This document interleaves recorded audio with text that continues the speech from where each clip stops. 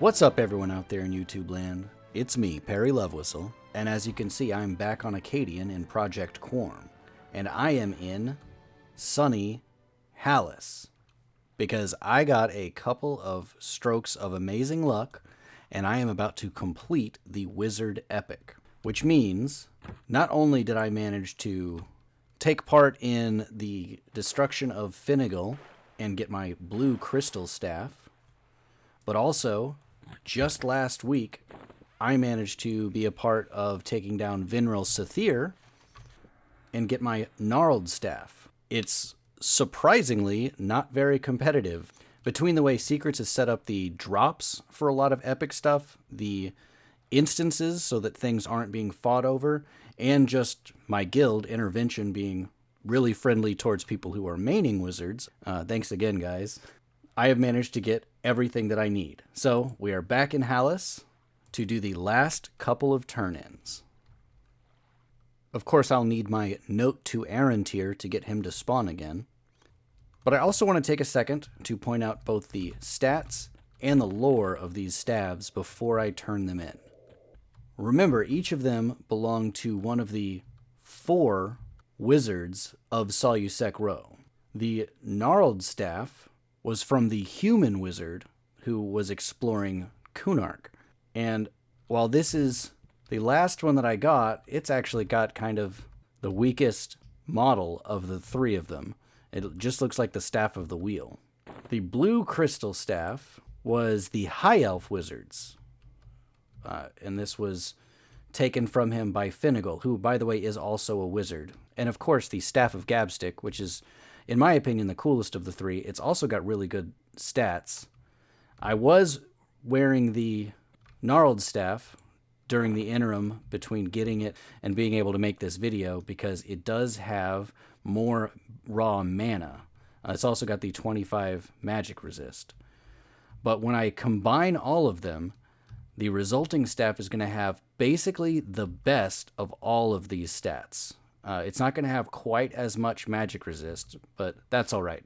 Magic resist is pretty easy to come by for a level 50 wizard. So let's do the turn-in. And remember, this note was given to me by Candon. Has a little bit of lore about how he's missing a lantern, but the main reason for it is just to make sure that you can respawn Arantir, the only remaining wizard of the 4, to finish the quest. Hand this note into Dargon, and Arantir spawns. Do you have the items? Give me the 3 in your possession, and I'll combine them with my own. So we don't actually ever get to see what his staff is, but I should just be able to give him all 3 of these staves.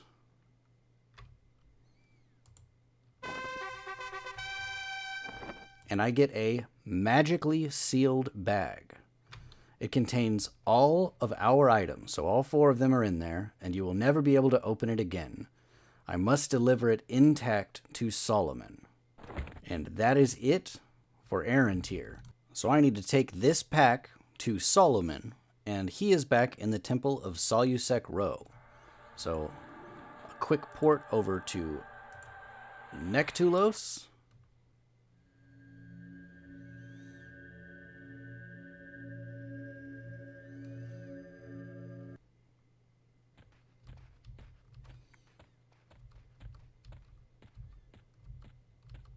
And a quick jog through the Lava Storm Mountains.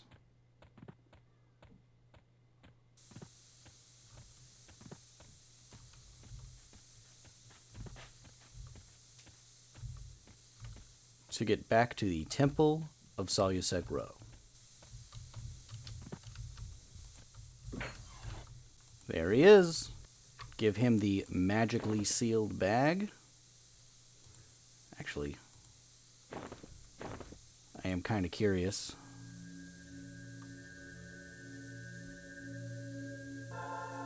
Godlike magic radiates from this bag.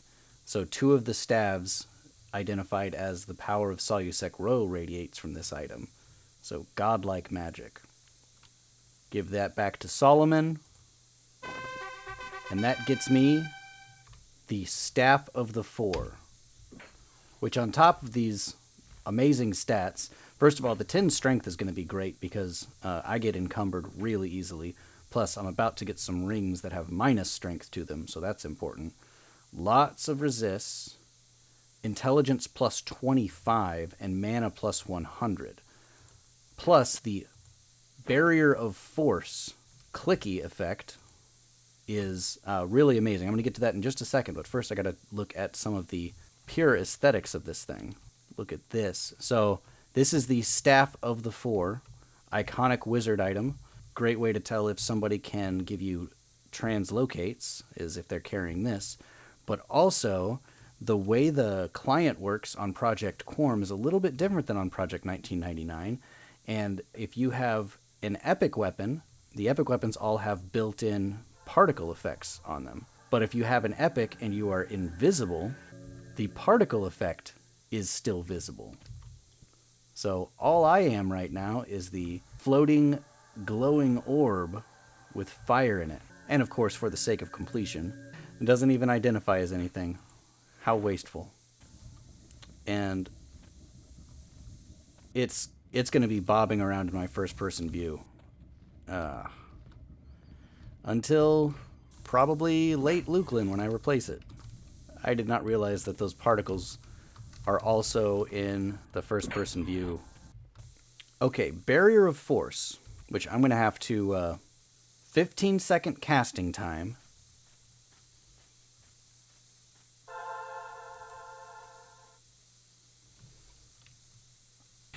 It lasts an hour, and it makes my mana regenerate faster, but it also gives me 800 points of damage absorb, which means I can take my mana stone and get free mana recovery until it wears off my Barrier of Force. So if I'm in an old school zone and I'm out of mana, in 15 seconds I can get enough health to mana stone off almost a blue bubble of mana. So I'm going to run somewhere where I can take advantage of that and see exactly how fast I can get full mana. Oh, my spell that has the most mana cost is Supernova. So I figure I'll start by gathering up some undead that want to fight me and seeing if I can blast them all down with Supernova. As you can see, my magical skin is absorbing the blow. All of them in one hit. And that took away a good 2 bubbles. I'm going to fight this giant spider with a Supernova too.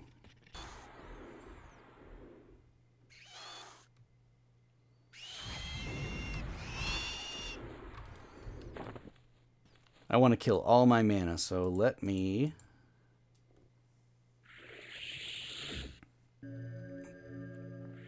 Okay. Effectively no mana.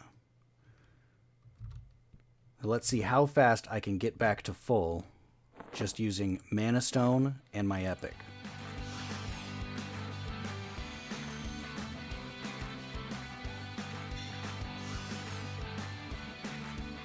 The tricky part is making sure that I don't overclick.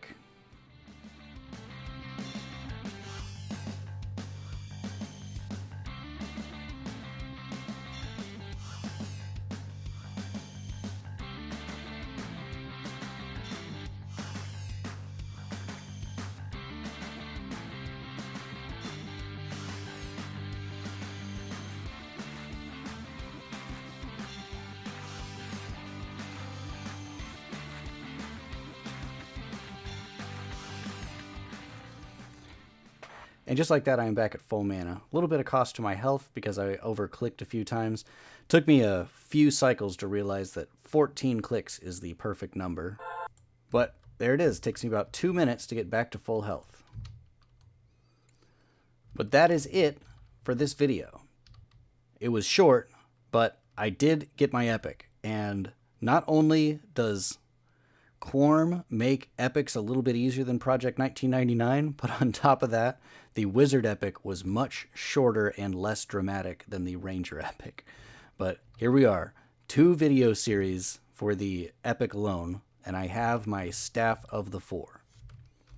I've also picked up a few other Kunark items, namely my Key to Sibyllus, but there's nothing exciting about that, just hunting some froglocks. But the Key to Howling Stones is going to be a little bit different and worth a video of its own. So until next time, bye!